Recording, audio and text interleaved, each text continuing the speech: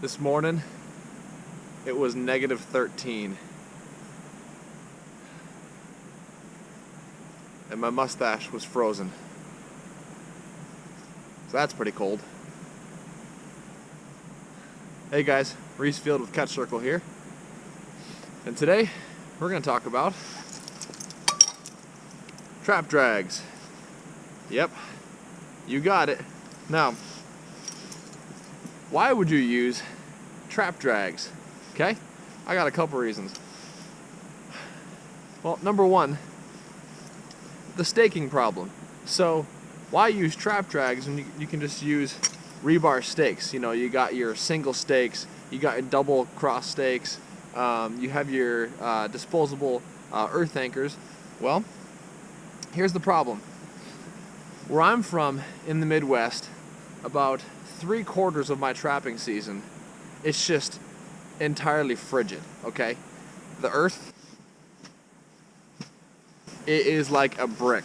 Trying to pound rebar or any sort of anchoring system into that is very frustrating and nearly impossible to do without bending and breaking stuff.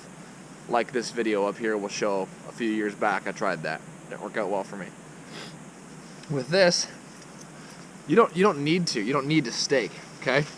I got two different options here. The staking problem is about 80% of the reason why I use these in the wintertime, especially, okay, when the ground is so stinking frozen. And then it's easy to use, easy to conceal, you know, throw it in the snow and they disappear. No need to worry about hammering and trying to get into the ground. No. Now, these aren't too scientifically hard to understand. The design concept is actually quite easy. I didn't get these online or new. I got these secondhand at the Marshfield Trapping Convention a few years back. However, you could probably just go online or to some sort of dealer or vendor and buy them, or honestly just make them, okay?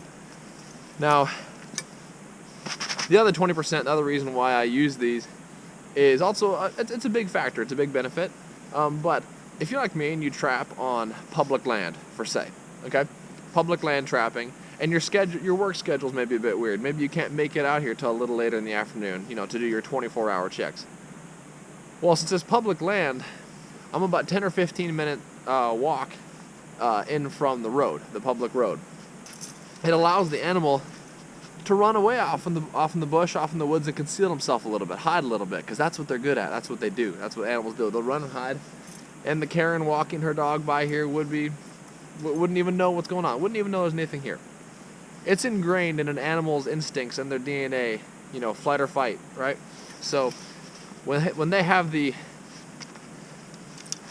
jaws of the trap come up on their foot, okay, they suddenly get the sense that something's grabbing them, something's holding them. So they're gonna want to run, okay? And when you're in kind of heavily wooded forest like I am right here, okay, there's a lot of stuff for them to get kind of entangled on and wrapped up in. So they're gonna run off into the woods, just burning it as fast as they can. Just like, what is this? I gotta run. And this wide angle is gonna get caught on stuff, okay? It's just gonna get caught on shrubbery and on roots and on trees and on all sorts of different stuff out here, okay? And notice, there is lots and lots and lots of chain. I think this one's got about 5.5 feet of chain. This one's maybe got 4.5 feet of chain, okay? So it also enables it to kind of get kinked around and wrapped around itself, and they're going to be caught up, snagged up somewhere. Now, of course, to be ethical, I add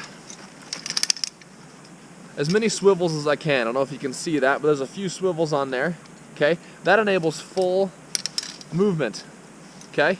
So the animal can still move around. He's not going to break any bones, okay? He can move and do whatever he wants to do, okay? See, I actually have two down there. See, there's a second one. I always try to add a few swivels when I do this kind of thing. See that right there? So they can swivel around, okay? As far as traps go, this one is a Duke number 3 coil spring. And this is a MB550 with its signature night latch trigger, offset jaws. As far as what happens next then, you come out here and your trap and your hardware and your gear is gone, okay? Luckily in the snow you can see the tracks. You can see the scrape marks, the scratch marks, the drag marks as it's pulling all your equipment away off into the woods. You can bring your dog out here to scent and track for you if you want, or you can just kind of read the telltale signs and see, follow the chaos off into the woods, and he'll probably be snagged up not that far. In woods like this, heavily wooded areas like here, I don't think he'll probably get more than 80, 90 yards before he's caught up somewhere. We're pretty thick in here. So, yeah, those are kind of the reasons why, guys. So here's just kind of the setup. I'll give you a look over. Okay, got the chain swiveled there. Down there, kind of a hefty guy. This one's a bigger one. I'm kind of experimenting with a longer, wider, bigger approach for this one. Kind of dull, as you can see on the ends. And for this one, I'm kind of going with a shorter, thinner, narrower, but sharper pronged approach.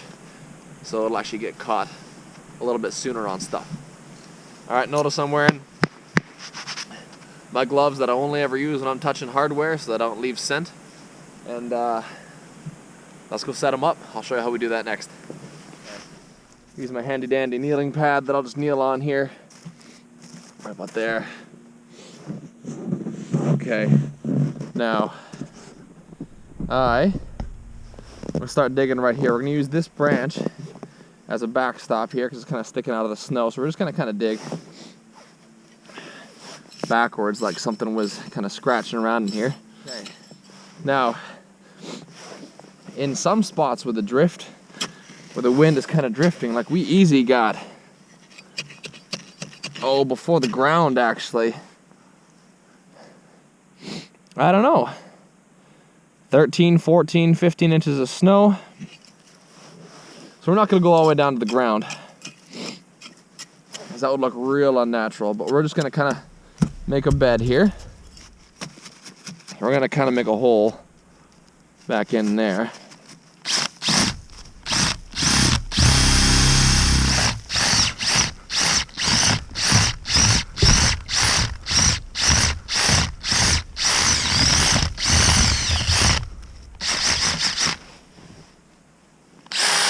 Okay. That's going to be our bait hole. It's a bit wider than I wanted, but that's okay. All right. We're going to put our trap down here. That's the fun part. We got to bed this thing quite solid. Let me grab a hammer. What I'm going to do is I'm just going to kind of pound the ground down. It's kind of fluffy snow, I know. I'm just trying to make the best bed as possible. As to be honest with you, this will be the trickiest part, is try to bed this in kind of fluffy, powdery snow, because if it moves underneath their feet, they will not like that very much. Okay, now that we've got the trap bedded firmly and securely, now the question always is, where do we hide this hunk? Where do we put this guy? Well, from what I heard from some other old timers, is that wherever the prongs go is very important here. Okay, so it points relatively most of the time. It's not guaranteed, but most of the time you're going to point where they're going to want to go. So let's say this trap gets set off, they start running in any old direction, okay? So wherever these prongs are pointed, let's say it's laying like this, you know, it's going to start pulling and it's going to get caught on something initially, like either some sticks or a log or something. It's going to get hung up on something, and they're going to feel, the animal, the coyote is going to feel that initial pull, that initial resistance, and they're going to kind of backtrack and switch the direction they're going. That's what I've heard. If you guys know other suggestions like that, let me know. But from what I've heard is they'll feel that initial resistance and they'll just kind of freak out and go the exact opposite way. So if I'm wanting, right now, I've got a big patch of briars and like thorns and thistles in a really thick area right behind me that I think I want him to get caught in. So I'm going to make sure that it's pointed this way, okay? The long point is pointed this way. That way, when it gets caught on stuff, he's gonna want to switch around and go back this way, okay? So kind of have it pointed. See how it's pointing this way, like an arrow? That's where I'm wanting him to go, okay? So I'm gonna bury this. All this chain I have. Just gonna kind of lay in the snow. And just kind of drop it in. Way down in there. Way down in there. Okay?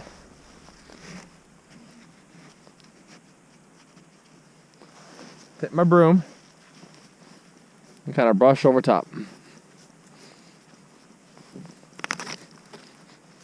Okay?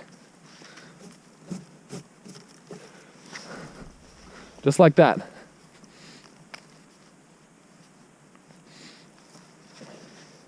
Hardly even noticeable.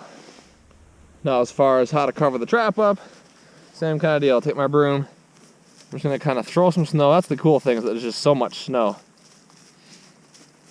Throw snow like a fresh little sprinkle just happened. Just not enough where he's gonna have to kind of go plowing through the snow to get caught, but just enough where it's light enough where he can trigger it and trip it. Spray some dirt out here to make it look fresh.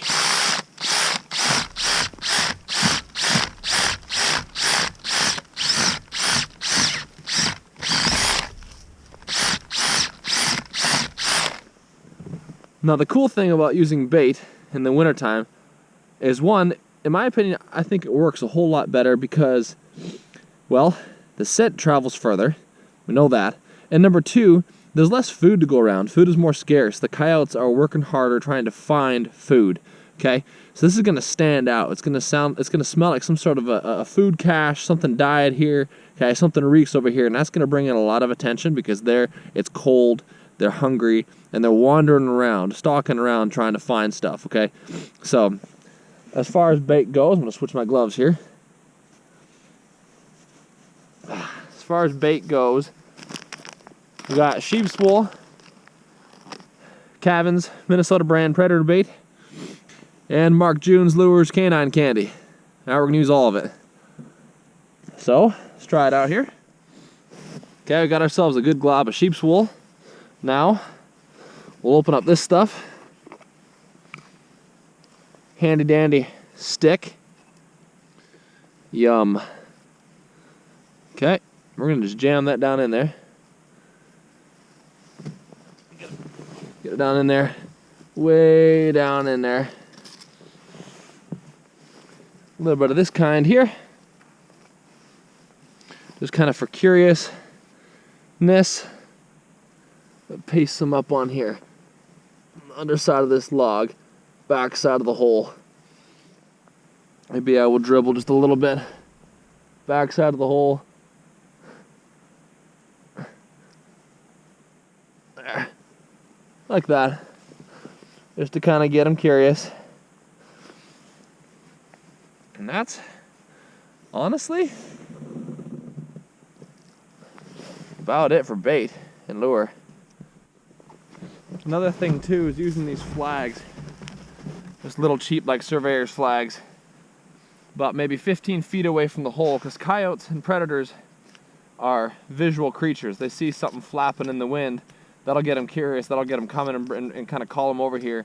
And then once they're in this general vicinity, they'll be able to smell the bait and see the set and work it once they're a whole lot closer. So this brings them in. Okay, it's a visual appeal. Also, it helps you find your set in the wintertime too, with this much snow. Finally, once you're all done in the area, use a brush and just kind of brush over your tracks and smooth out. Make it not look like a crime scene so much. Of course, coyotes are smart. They'll know you were here. But you know what?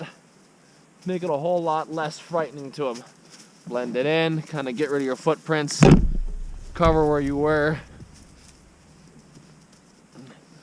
Blend the surrounding area in. And then next time when you come to check, don't get so close. Just check it from a distance. This kind of covers it up, makes it look a little bit more normal. One last thing that is kind of important that I forgot to mention is I would suggest using flake antifreeze, just because recently it's been negative 35, something like that, with wind chill. And that can really quickly turn snow and frost to like cakes of ice around your trap, preventing them from being set off. So even when they get stepped on, they'll just be packed frozen solids. I just sprinkle this stuff underneath the trap, on the trap, around the trap, the whole area where it's bedded, just so that this kind of stuff, just to keep it from freezing up, because you'll miss catches if it's just packed solidly. So make sure you use Flick Antifreeze.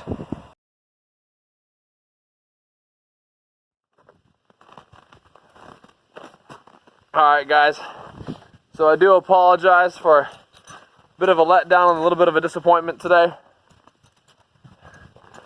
We set the traps out, we let them sit, we let them do their thing, and they didn't bring in any coyotes, didn't grab any coyotes, so bit of a bummer, bit of a letdown, but hopefully you guys learned something. As always, drop stuff in the comments, subscribe. I'd love to hear from you guys, I really would. And this is it. We're done now. Till next time, tight chains everybody out there, good luck. We'll see you around.